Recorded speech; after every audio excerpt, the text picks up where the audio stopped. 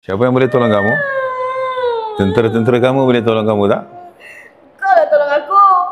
Bertaubat pada Allah, masuk Islam, keluar pada keluarga ini, keluar pada tubuh ini. Jaga diri kamu sendiri pun tak boleh, saya nak jaga manusia.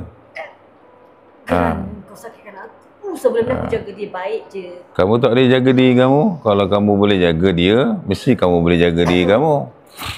Sebab kau yang sakitkan aku.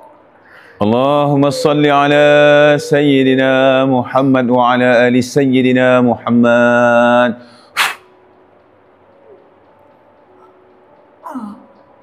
Jaga diri kamu, tengok boleh tak?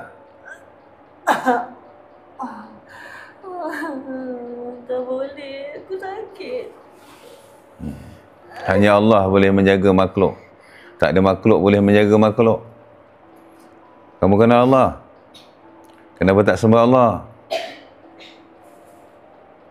Allah larang jin dan manusia berhubungan. Kerana bangsa kalian diciptakan untuk kalian, kami diciptakan untuk kami. Kamu datang rogol dia masa tidur. Tapi aku sayang dia. Kamu datang kacau hubungan dia dengan suami dia. Kalau kamu sayang, kamu takkan buat manusia macam tu. Aku kacau laki dia. Dia padam muka laki dia, tak dapat bersama dengan dia. Padan muka dia. Lepas ni, kamu terus tak dapat bersama dengan dia lah. Sebelum ni kamu buat supaya dia tak dapat bersama dengan suami.